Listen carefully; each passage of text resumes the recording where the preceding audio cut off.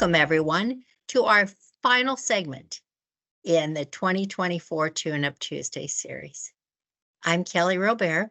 I'm the Journey Program Manager here at UBT, and I couldn't be more pleased with this year's series and the way it's gone. In our last segment, we brought out somebody very special.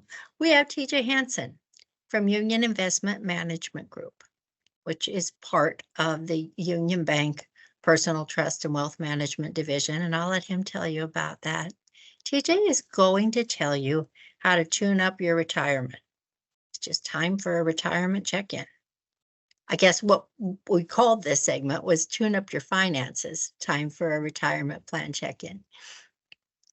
TJ, do you want to tell us the best way to tune up our retirement? Welcome, by the way.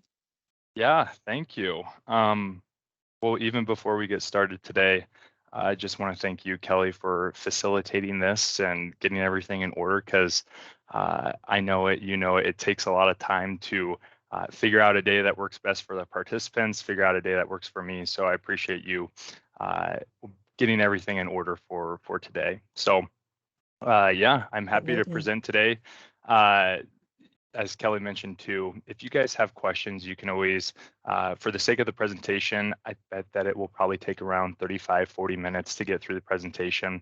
We'll save questions for the end of it, but I'll be on the call. I'm available until even 3:45 for today. So if there's maybe some more pressing questions that are relevant to your specific situation, I'll be on the call, or we can always set up a time to chat over the phone. So I guess since it's virtual, I haven't ever done this before, but I'll share my screen, and kind of before we get into the presentation, I'll show you a little picture page that we have here at UBT. You can see that, right, Kelly? Okay, perfect. So you get to see, I can't see your guys' faces, but you guys can see mine, and you guys can see the team that I get to work with here at Union Bank. This is our investment division. We're all located over at 27th and Pine Lake here in Lincoln, Nebraska. This first individual in the top left corner is John Gross. He manages our whole entire trust division. Tom is the individual that manages our investment division. And you can see the picture page. I think it looks sharp as you kind of scroll down. You can see all the faces and the names that are part of our team here at Union Bank. There's kind of two roles that you can serve in our department. You can be, you know, on one side where myself, Sam, and Brian, where is he? We're the three individuals at the bank that do comprehensive financial planning. And we'll talk about that today as we tune up your finances. But, you know, financial planning, like I said, there's two roles that you can serve. Well, the planning side is the relationship side, right? Your main point of contact. And what all goes into financial planning is investment management, but also tax planning, insurance planning, estate planning. We analyze cash flows before retirement, while we're in retirement, and just help our clients meet their goals as they navigate through retirement. The other role that you can serve, and you can see Frank here right in the middle, Ryan, a lot of the other people, it goes to all these fancy three-letter, you know, after the name. What do those mean? Well, that one stands for Chartered Financial Analyst, and they're doing exactly what you don't want to be doing, which is, you know, analyzing the portfolio every single day, where if there's something that we can do that maybe, you know, let's say that's trim some of US large cap and add to small cap because it has better return profiles moving forward, then we'll do that for you, right? And so they're making all the behind the scenes decisions on just portfolio management and making sure that we have the best assets for a return profile, right? To continue to have you earn a good return within your portfolio, but also mitigate risk if we can do a combination of both of those. And then as you scroll down, Sam and myself, the CFP stands for Certified Financial Planner. So between us, you can see there's, you know, a lot of years of experience that people have been at the bank. We have a really good team around us, and we can lean on even expertises of, you know, even Kelly, but other departments of the bank. If we ever need to bring in a mortgage lender or commercial lender or whatever suits, you know, the situation that's going on in your life, we can do that too. So with that, I'll kind of get into the presentation, but hopefully that was a good background to understand the structure here at UBT and the team that I get to work with. So the presentation, and again, this is titled the Financial Planning Overview, but regardless of what age and what stage you're at currently, whether that's before retirement, while you're in retirement, even 10 or 15 years in retirement, this overview, I think it goes really well to whether it's tuning up your finances, what can you do in this individual year to maybe make retirement look a little bit better. It's very appropriate for all those ages and stages in life. So without further ado, we'll go to our first slide here. I've always liked this visual. It's called the retirement equation, but I like to separate it in between the things you can control and the things that you can't control. So first, starting down here where the one that you have total control over, saving and spending, that's pretty straightforward. Understanding what you're spending on a monthly basis.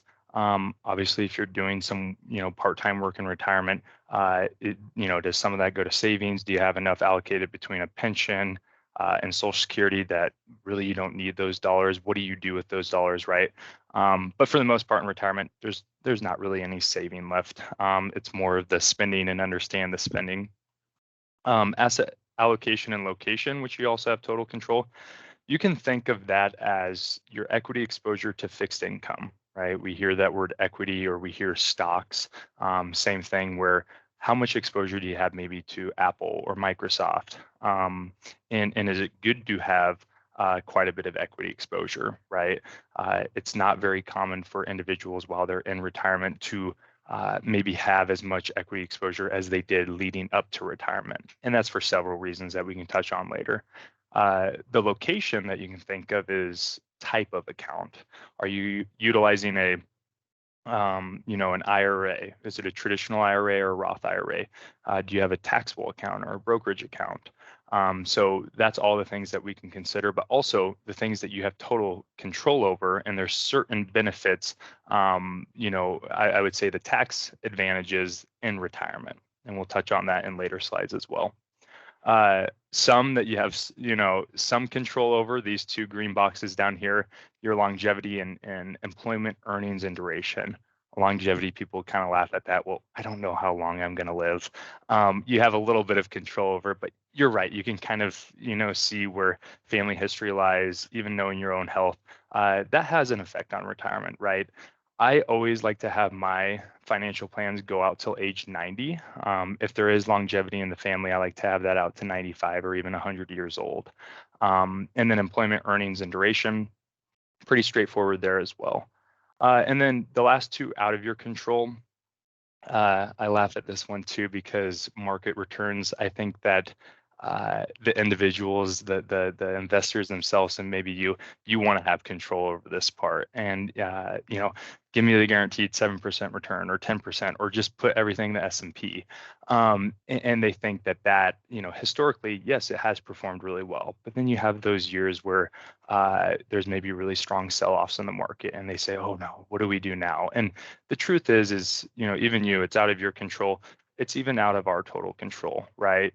We're going to position our clients the best moving forward, but there's often times where the market's so unpredictable, and there's a lot of factors, even geopolitical risks. There's war risk, and there's certain things and influences like that will have effect on the markets that are totally out of my control, your control, and truly just out of everyone's control.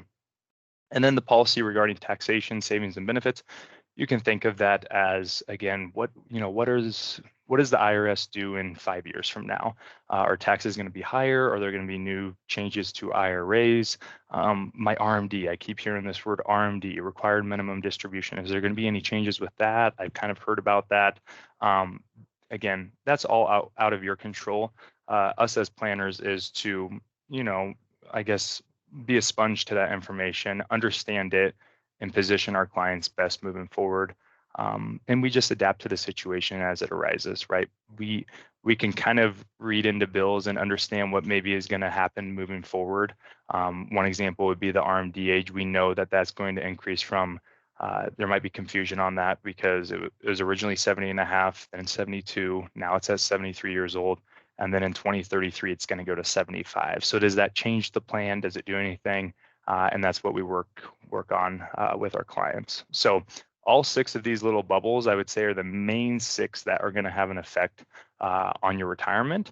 And a lot of it's actually outside of your control, right? Or you have a little bit of control over it. So it's really important to hone in on the things that you have total control over, and even understand, some of the control too, right? And we'll get to this later, but if there is a funding shortfall, what do we do in retirement if we think that we're going to spend down assets too quick, and how do we pivot? All right, and the financial planning process, I kind of like this visual too because it's cyclical. The truth is every time that we see it, even like I said, before retirement, if you're in retirement or even 15 years in retirement right now, we go through this, right? And it doesn't look like this. We don't really have this booklet handed over to your side and go through each one of these that we would today. But naturally, as we develop that relationship, we understand your situation. And truly, this is what's kind of going in my mind, in the back of the mind, to make sure that we're taking care of you. So the first part of this would be defining your goals. This is pretty straightforward, but establishing and prioritizing both your long and short-term goals, right? For some people, early on, that might be saving for an emergency fund. It might be saving for a house, a down payment, certain things like that.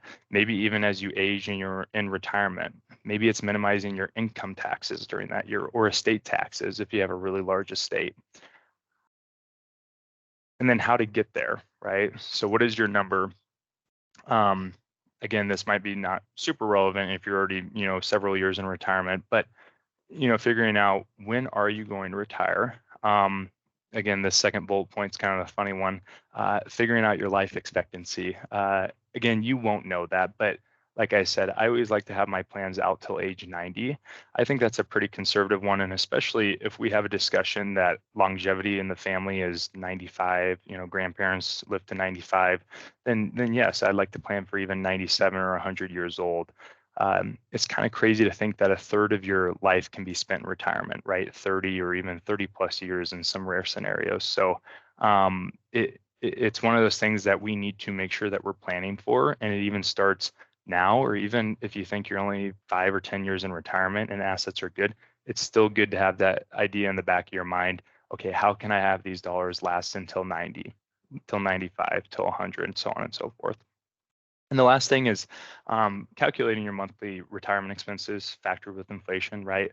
Let's say that we, even in retirement right now, let's say that you spend $4,000, and then inflation the next year is at 3%. And now you're spending $4,120, right? We make sure that we think of that now, and even next year, it doesn't seem like a big jump, right? You're spending $120 more a month. But taking into account over maybe, let's say you're 70 right now, over the next 20 years, right? Inflation's going to be there and continue to progress. The Fed's target is at 2%. And so I even like to overinflate a little bit at 2.25%. 2.5% or even 3%, just to give a more conservative, realistic approach when we look at cash flows. Evaluating assets. This is a third step in the financial planning process. This is pretty straightforward too. We're going to take a look at everything within your portfolio, your investment accounts, retirement, checking and savings, other things, even insurance policies and estate documents, wills. Those are really important. Really, what this is everything that could affect you financially, us planners need to know about, right? Because there's a lot of advice, there's a lot of different ways that people fund their retirement, right? Sometimes people buy whole life policies really young, and so that's good to know about. And sometimes people don't know what policy they bought when they were young. Was it term? Was it whole? Is that going to provide, what was that exactly supposed to do? Was it supposed to provide for me in the event of a death, or was it supposed to replace my income? Or am I hoping that when, let's say you pass away at 95 years old, is somebody going to be inheriting a couple $1,000 or maybe $100,000 or whatever it might be? Nonetheless, it's important for us to know all the different aspects, because there may be advice of, hey, you're overinsured, or hey, you're really good on retirement right now.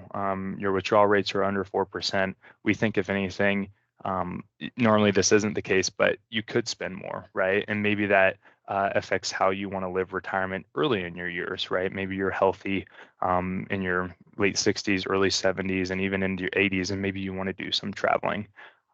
So understanding that, it gives a little bit of freedom, especially rather than just saving those dollars, and maybe you have expenses very low to just, what if you pass away with $2+ million and you're like, shoot, I wish that I would have spent that earlier in my lifetime. That's some of the projections and cash flows that we would do now to put you in a good position. One other professional tip here that I like, this is good for a couple reasons, to just create a binder with all this important information. One, because that's what we're going to need when we do a financial plan for our clients. Two, if you ever go to an estate planning attorney, they're going to need all this exact information as well. So if you're going to go get a will drafted for you or a trust drafted, they're going to have to know of these assets and certain things. And then lastly, it's good that if anything were to happen to you or your spouse, and because in most households it's one individual kind of takes care of the finances and the other one maybe doesn't as much. It's good to have this binder for them, that just in case if anything were to happen to you, you become incapacitated or pass away, they have this binder to go to, because it's kind of tough to do the grieving process along with figuring out what to do with the assets and make sure that you avoid penalties or taxes or whatever might be happening during that next 3 months, 6 months, and a year. And so having this all organized before any of those issues arise puts you in a good spot and a better spot. So it's just more simple. All right, next to the retirement income and the sources of it. The most popular one that we all know of is Social Security. Maybe there's quite a few of you that actually even have pensions. You're seeing that being a little bit more phased out in today. Some may have some farm and rental income, and then others annuity payments. But when we look at retirement, before we get into our assets that we've saved aside, maybe in our 401k or 403bs, we'll look at our guaranteed income sources first, right? Those are going to be there for us. If there's any changes to it, then we'll adapt to it as well. But understanding that first. So Social Security, I think this is always a good topic, especially for the people that are currently retired, to understand. If you were curious, in 2024, the maximum for full retirement age, the most that you could receive from that benefit is right at about $3,800 a month. The average Social Security, so compare that to the average, it would be roughly at $1,900 a month. So you can see too, historically, I think in 2023, the cost of living adjustment was the largest that the Social Security Administration has ever inflated their benefit. I think it was 8.7 last year. Now it's at 3.2%. Obviously, inflation's been a buzz over the last couple of years, and what the Fed has continued to do to maybe hike rates over that time. And then you can see the average COLA is right at 2.6%. So all this is good to know. Sometimes people are just curious of, okay, if I was a high income earner my whole life, what's my maximum? That's the maximum. And then the second one below that is the average. You can see that amount, let's even round to $2,000 a month for you and your spouse. Then, yes, it's a great guaranteed income source, but for most people, they have to save outside of that. They're going to have something that will supplement the expenses beyond maybe 24,000 or 48,000 as a couple. And so how do you do that? And we'll get to that here shortly. One other thing about Social Security is understanding this is actually, it looks daunting, it looks more complex than it really is, but it's understanding the full retirement age and then your benefits or potentially benefit reduction if you start drawing Social Security. So the earliest that you can draw Social Security is at age 62. The latest that you can draw Social Security is at age 70. And most individuals' full retirement age, I shouldn't say most, all individuals' full retirement age are going to fall somewhere in between here, 66 and 67 years old. for the sake of this, let's just pick on this last one, 1960 and later. If you were born, let's say you haven't started to draw Social Security yet, what would that look like? Well, let's say in this example of you got a benefit for $1,000 a month through Social Security. Well, you could wait until 67 and you would start drawing $1,000 a month, or you could start drawing it at age 62. That means your benefit would be reduced by 30%, so you'd receive $700 a month. Now, you are receiving that benefit 5 years earlier. The most common question after that is people will typically ask, do you know when the typical break even is on that? And it normally is somewhere right around between the ranges of 78 and a half and 80 years old. So basically saying if you pass away before 78, yes, you should have started drawing it at 62. If you live past 78 or 79 years old, typically it's going to make sense to delay it till 67 or even 70 years old in those cases, right? The hardest thing about that, and not to make you dizzy, if you were really, curious about finding this information out, we could look into it, but it's not as simple as just a static break even on Social Security, because during that time, let's say that your income from Social Security, or you don't have that yet and there's no income, you're going to be drawing from your portfolio, right? Compared to you could have some income from Social Security. Well, compare that to maybe if you started to draw it at age 67, 5 years later, at that point you have your guaranteed income source, right? So it's not as simple as having a break even of understanding, okay, when I'm 62 years old and I start having that guaranteed income source, excuse me one second.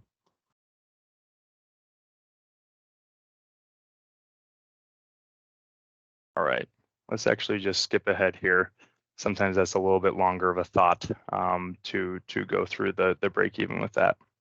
And then last thing about Social Security is the understanding that working may impact your benefits. So if you are under full retirement age, again, let's just look at this one for the 2024 limit.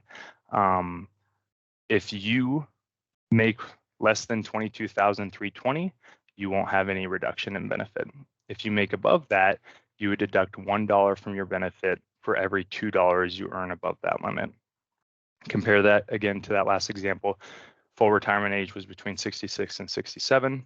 If you reach full retirement age, let's say it's 67, that year that you turn 66 to 67, if you make less than $59,520 and you're still working, there's no reduction in benefit. If you make more than that, you deduct $1 for your benefit for every $3 you earn above. And then in the prime example, let's say you're 69 years old, you're above full retirement age, you could still be working, you could be making, let's exaggerate it to $200,000. There's no limit on any earnings and there's no reduction in benefit. So main thing to note from this slide is that if you haven't started to draw Social Security yet and you're considering to draw Social Security, wait to draw Social Security until you're done working, because there could be a reduction in benefits. I like this little slide, that I found online, filling the income gap. I think some people think their retirement, they're going to be able to supplement it mainly from Social Security. You can see that Social Security alone is not going to fund retirement, right? Honestly, it's typically in the average case 36%. For years, it could vary, right? It could be 20%, it could be 60% of it. It truly depends on what you spend in retirement. You can even see here, pensions are still 17% of it. That's going to phase out. That gap's going to continue to shrink just from the fact that most businesses don't offer pensions anymore.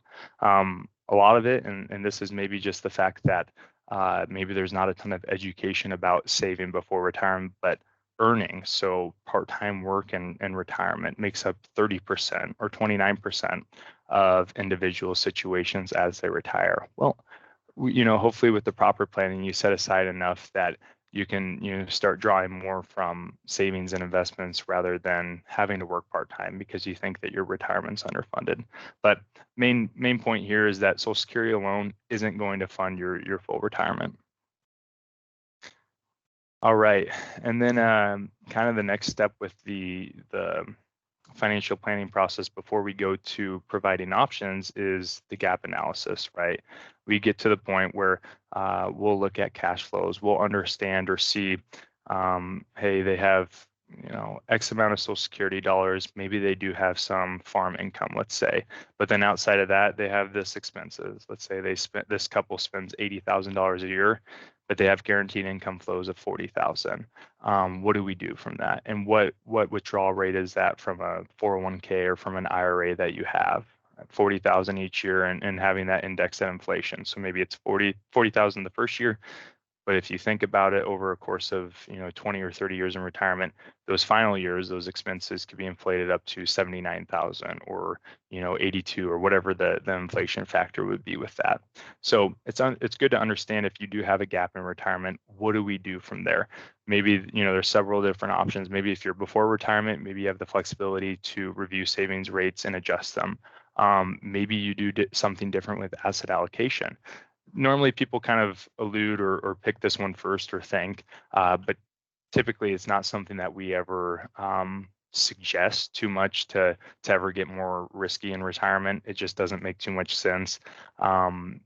Your time to be risky is before retirement, where you have a longer time horizon. That way, if you do have high equity exposure in your portfolio, you can kind of weather situations where, hey, markets are up 19% this year, and then next year they're down 7% or whatever it might be.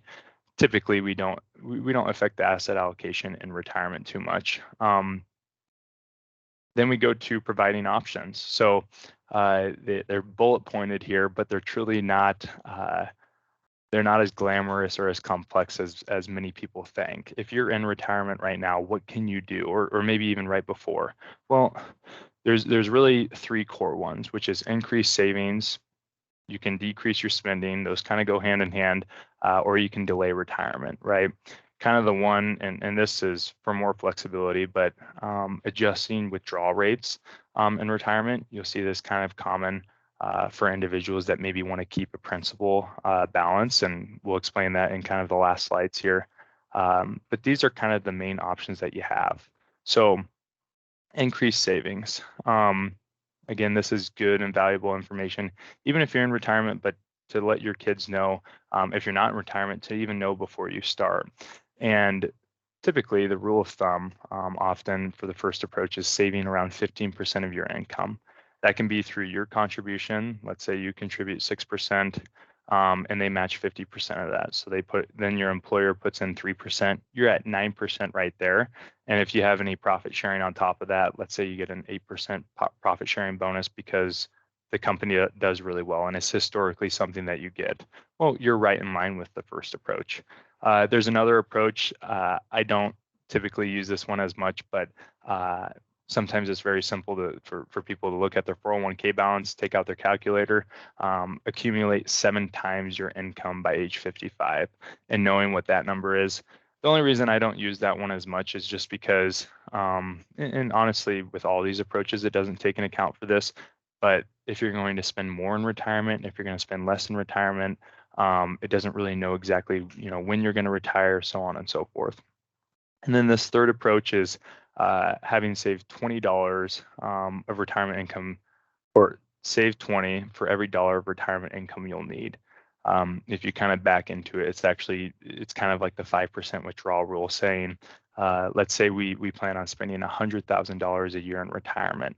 By this method, it would say you need to save $2 million before you retire. So all these approaches, they're going to fluctuate one from the other on how much you should have saved right before retirement or how much you did save. But nonetheless, they're good benchmarks to I guess, compare your current situation with. And then this is from Fidelity, which is separate from the one, from the page before, but these are certain ones where you can kind of compare even now. How much do you have saved for retirement? They say at age 30, it should be your salary. Age 40, 3 times your salary, so on and so forth. Also an option in retirement, if you have a retirement funding shortfall, you feel like the assets aren't going to be around in maybe 5 or 10 years. How do you do that? Well, maybe one option is decrease spending. I like this visual. We use this planning software. It's called eMoney. It's a very robust planning software. It does a good picture from an investment management side, but also a tax planning side too. And you can see the difference in the gray. That's, let's say they're spending X amount of dollars, but in blue, them spending $5,000, over $5,000 each year. Well, you can see even in the first year or second or third year, it really doesn't matter too much. Spending $5,000 because medical bills came up or something important came up doesn't affect the plan too much. But the main point we always want to get across is doing that. Let's say you know, your whole life you've known that you've made X amount of dollars and you spend X. That's how a lot of people do. Well, we don't really mind or care what you spend X dollars on, but we want to know that number and we want to pinpoint that, because if anything, it creates a lot of freedom in retirement. And one way is kind of through this visual.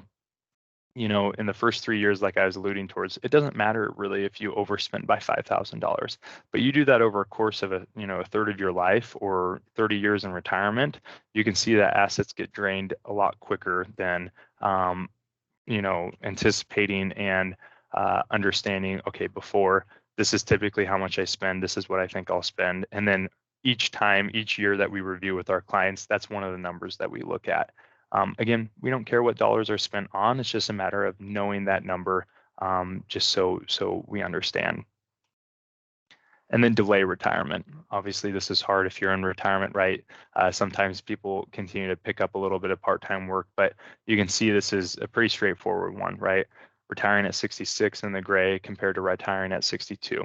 That should make sense because during those 4 years you're working, you're making income. But the strategies of if you have a funding shortfall in retirement, they're pretty straightforward, right? Decreased spending, increased savings, or delay in retirement are often the common three. And then addressing withdrawal rates. Again, this is sometimes, it can make you a little dizzy to understand it, but I'll do my best job in explaining it. Again, you can spend a third of your time in retirement, right? 25 to 35 years in retirement. It's good to properly save for it and to prepare yourself for it. This rule of thumb, maybe you guys have heard of, is maintain a 4% withdrawal rule. Let's simplify it. Let's say that you started retirement with $1 million portfolio. By that rule, the 4% withdrawal rule would say, I can only withdraw 4% each year. So you could only withdraw $40,000. Well, the way that you would look at it kind of from a quick benchmark standpoint or a rule of thumb standpoint would be, what your Social Security brings in. Let's say it's $20,000 a year, and then you're going to withdraw $40,000 a year from your portfolio. Can you live off of $60,000, right? And let's say you didn't have Social Security, you would omit that first part and say, could I live off of $40,000 a year while in retirement? And so this 4% withdrawal rule is a common old rule of thumb. Again, it doesn't take into account what exactly you'll do in retirement. If you spend less or you spend more, you travel early years, so on and so forth. And then RMDs, like I mentioned at the beginning of the call, there might be a lot of confusion over this because it used to be 70.5, then it got changed to 72. This most recent Secure Act 2.0 changed the RMD age to 73 years old. So basically what that's saying is if you are 73 years of age and you have qualified retirement accounts, so a 401k or an IRA, you will have to take an RMD from that. The IRS wants their sliver of tax revenue at that point. So by you withdrawing, let's say you have to take an RMD of $10,000 this year in 2024, you will realize income on that $10,000 that you take. And if you're curious, in 2033, so 9 years from now, that age is going to move from 73 to 75. So that's an advantage for us, especially for people that save properly for retirement. Because if you, at any point, you can take distributions from this, but this is, sometimes what we call it in our industry too is it says required minimum distribution, but it's a mandatory. So required mandatory distribution. That's something that you have to take, and it's based on a factor of your portfolio. So them increasing the age, I only see that as an advantage for individuals that properly save. Let's break down this withdrawal rates. It kind of goes to the adjusting withdrawals while in retirement. This first one, this picture on the left, I like it But first understand that this portfolio is a 40% equity portfolio and a 60% fixed income. So it's a little bit more conservative. And it's a slide from here from JP Morgan Chase. One thing that I appreciate about it, it doesn't have it stated here, but basically it shows what your portfolio would do, especially if it had down, market sell-offs or down performance early in the years. How would your portfolio react from it? Well, in this case, this gray line, if you did a 4% withdrawal rate from it, right? Again, this one is the one where it's $1 million portfolio and you're only taking 40,000 each year. Well, you can see over a course of 30 years, that's going to outlast you, which is good. We don't want you spending all your dollars before you pass away. You can see here with the 5%, obviously assets are going to be drained quicker, and even in the 6%, you can see it quicker, and that's going to be close towards that 20 and 25 range, respectively, for both of those. The graphic here on the right, it's more of a testament and just a good resource to know you still need equity exposure in retirement. You can see historically, let's say your portfolio, you're going to be withdrawing $40,000 a year from your portfolio in this $1 million example. Well, if you have it 100% in cash, historically cash don't perform as well as maybe some that has a little bit of stock in their portfolio or equity, which this one is a 20% equity and 80% fixed income portfolio. Compared to even that one that we had right before, the 40-60 portfolio. So it just goes to show that you still need equity in your portfolio. Yes, stocks, I think when people hear that word, they think of it a little bit riskier. They think of maybe something that's a little bit more uncertain, but that's where a lot of the gains come from historically within your portfolio. So keeping some of that and then allocating, yes, quite a bit of your portfolio to fixed income too is good because that's a little bit more stable. Those are the bonds, the corporate bonds that we had talked about, and the issued debt that maybe is earning 3.5% or 4.5%. And obviously now that rates are a little bit higher, maybe it's even closer to 5%. And then lastly, we implement strategies. I don't spend too much time on this page just because when we get to this point, as you can probably guess within the financial planning overview, strategies are going to be different from you compared to the person right beside you, compared to your relatives and your friends, right? Because every situation is a little bit different. Sometimes people will like a little bit of substance on this page. I mean, if we this bullet point of tax saving strategies, maybe one of the big ones is Roth conversions. You keep hearing about that. Well, should I be taking advantage of Roth conversions? What exactly are they?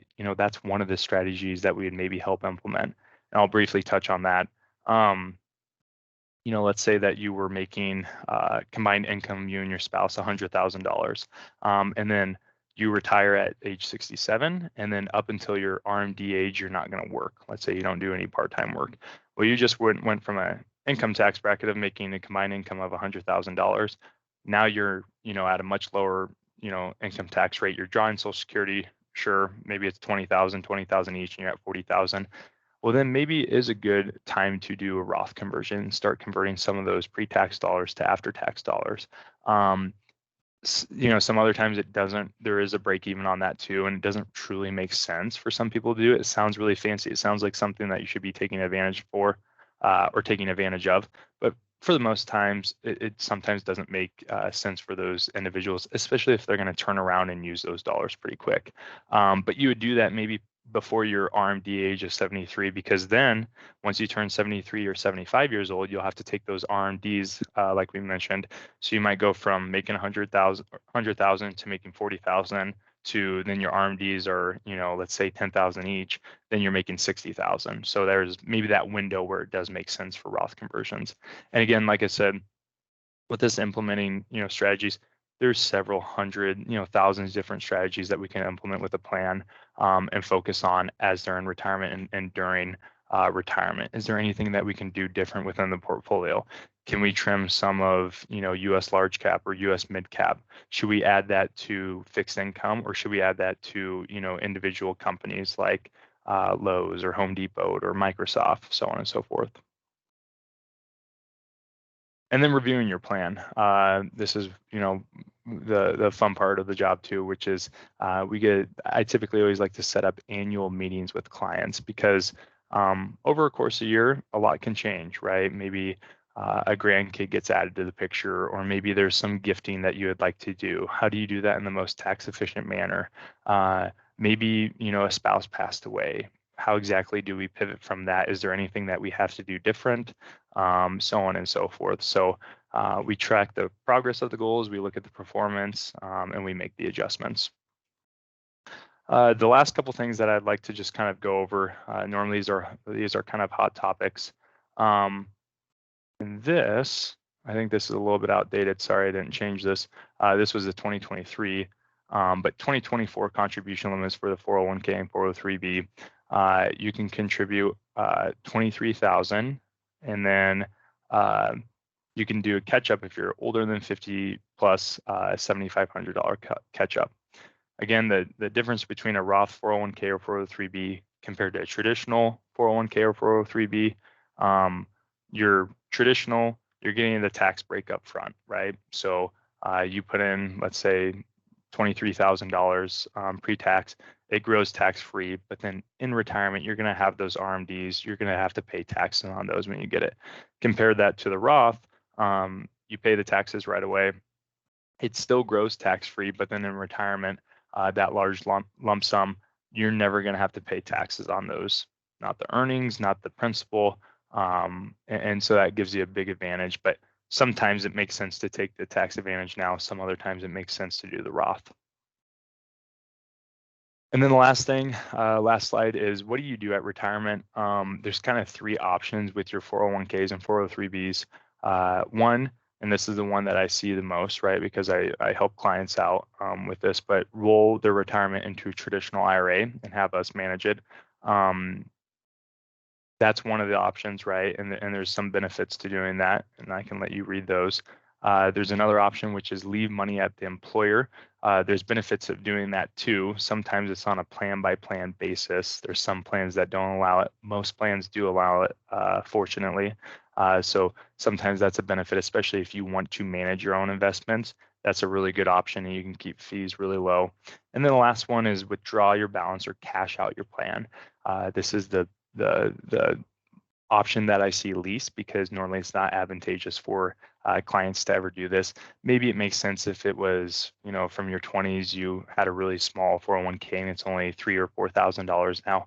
Yeah, I'm sure it doesn't make, too much sense if you just cash it out, but you definitely don't want to cash it out if it's a $250,000, 401k that you have there, because if you do that, you would have to pay taxes on that. So those are kind of your three options at retirement. And with that, that concludes my presentation. I appreciate you guys listening today and bearing with me as I kind of ramble through the whole presentation. I'm sure there's quite a bit of questions that you have. At any time, if you ever need to reach me, my contact information's here, my email's here. We're pretty responsive with setting up appointments or just getting to know or just chatting over the phone. So with that, I'll kind of open it up with some questions.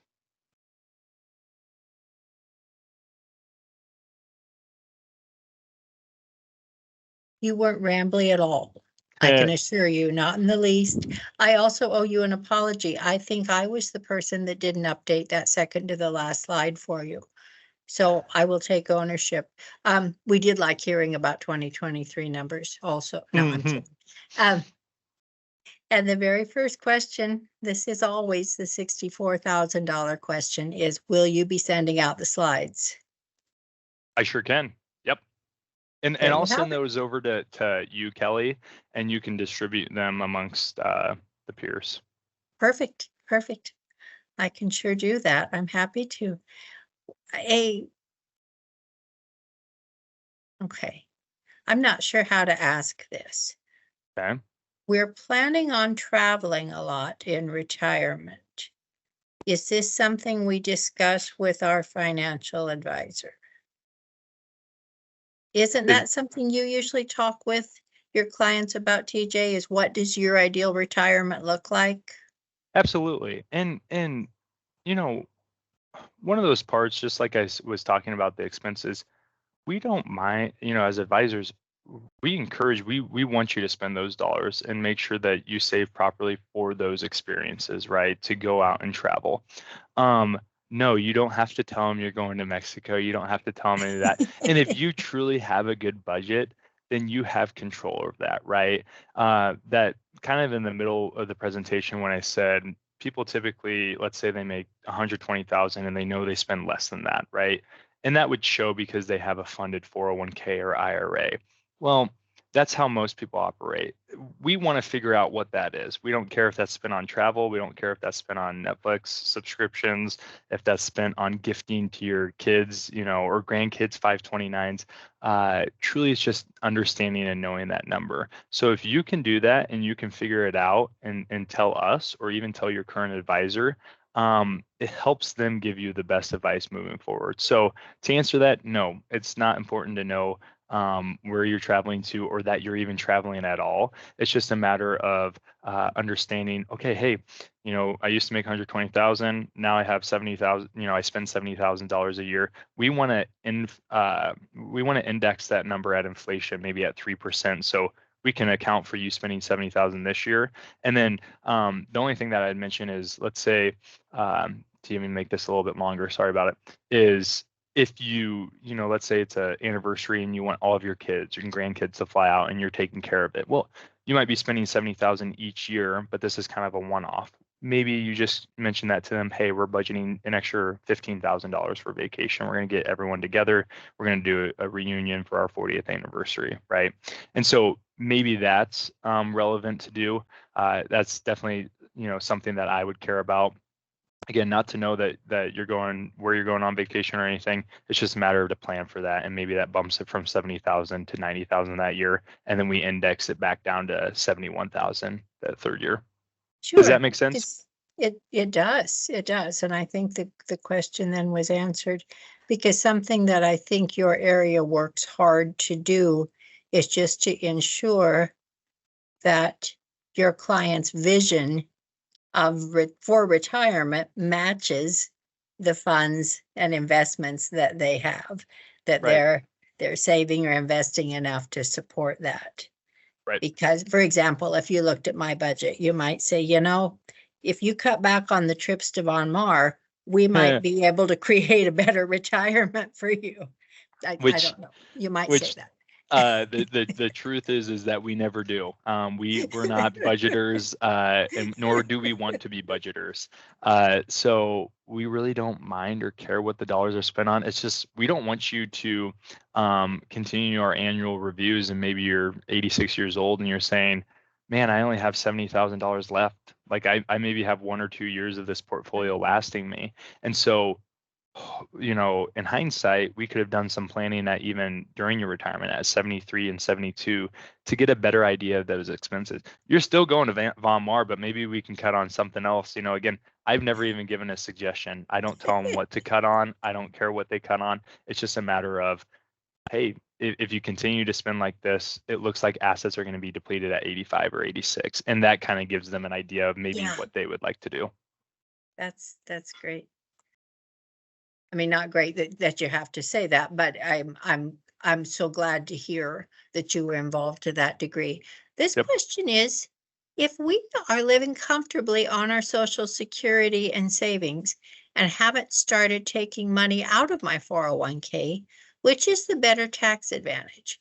Leave the money in my current 401k or roll it over to a Roth 401k? We're currently not adding more to that 401k. TJ, we're just letting it grow, and we are 3 years away from RMDs. Yeah.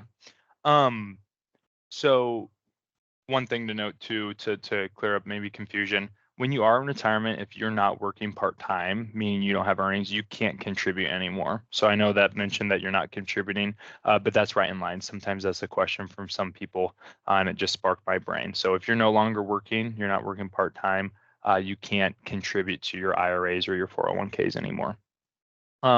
As far as, if that's a great position to be in where your guaranteed income sources are sufficing what your current living expenses are. as far as what you'd like to do, it truly depends on what you'd like those dollars to do for you later on. And I know that that kind of is a little messy, but this is really important to note. Remember when I mentioned that most people that do a Roth conversion, it sometimes doesn't make sense for them. Well, in this example, in short, most of the time, you know, not converting those dollars is actually the best. It truly depends. But let me go through this. It's kind of an estate planning strategy is if you convert those dollars, typically the Roth dollars are going to be the last dollars that you use in retirement. So let's say in your example, you have $1 million, you haven't had to use any of them, and then you pass away with $1.5 million. Well, if you decided to convert some of those dollars before your RMD age, typically it's going to be an estate planning strategy because you're going to use those dollars last. You will never have to pay taxes on it. But the reason it's an estate planning strategy is because when you pass away, let's say you pass away at 82 years old or 86, your kids may be in their highest income earning years. Okay, so they're going to inherit this Roth IRA. It's going to be subject to the 10-year rule, but let's say the Roth IRA is 500,000. It's getting split between two beneficiaries, your two kids. Both will receive 250,000, and they'll owe zero taxes on it. Compare that to if you had a traditional IRA of $500,000, 250 going to each kid. They have to withdraw that over a 10-year stretch. They can withdraw it all at once. They can draw it proportionately, but they're going to owe taxes on that 250,000. And so if they're making income, let's say of 200,000 during those years, they're going to be taxed at really, really high rates. So you can see that sometimes with the Roth conversions, especially if you use, ideally in a situation, you use all of your dollars on your last day, you use your last cent. I've still yet to ever see that happen, nor do I ever think it will happen. But for the most part, people will typically leave something for their kids someday. And normally those are going to be Roth dollars for that reason that I mentioned. I guess to truly answer your question, because maybe it might be more appropriate for your situation, would be, and sorry, I actually had one that just came in. Kelly, do you know if that is relevant for this? I think it was about inheritance. They would still need to pay inheritance tax on those dollars, correct? Correct. And in Nebraska, if you're curious, is only one of 6 states that has inheritance tax. And that's almost a whole nother beast to talk about. I'll make it really short here. There's 3 different beneficiary classes for inheritance tax. There's 1%, 13%, and 18%, depending on your relationship with the beneficiary. If it is one of your kids, it's going to be 1%. There's no way around it. And so on top of, with Roth, yes, you'd have to pay that 1% for the inheritance tax. With, with traditional dollars, you're going to pay that 1%, but on top of it, they're going to have to pay those taxes when they inherit that IRA.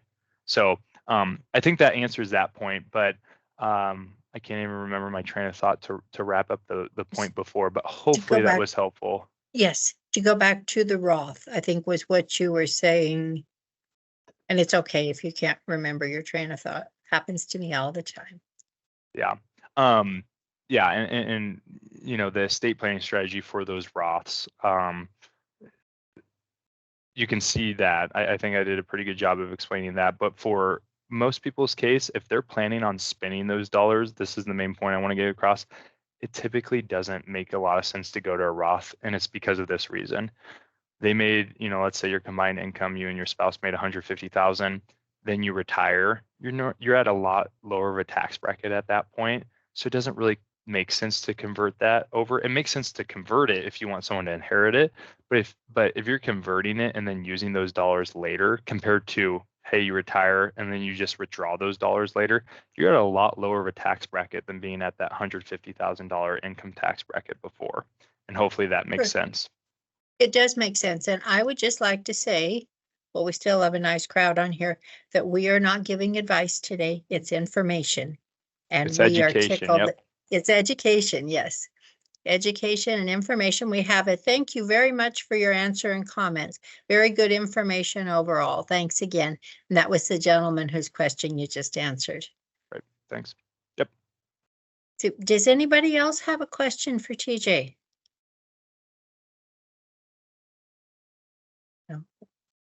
Okay, well, TJ, thank you so much. Yeah, You were a veritable wealth of knowledge, and we're very lucky to have had this time to chat with you today. Folks, that does it for Tune Up Tuesdays for 2024. I'm very sad that it's over because this was a great series this year. And we just thank TJ Hansen and his department for putting this together for us. We thank all our presenters in this month's Tune Up Tuesday. We will see you back before too long with another virtual series, as well as some of our in-person events. Have a fabulous Tuesday afternoon, everyone. We'll see you soon. Take care, everybody. thanks, Thanks. Kelly. Take care, everyone. Thank you. Bye-bye.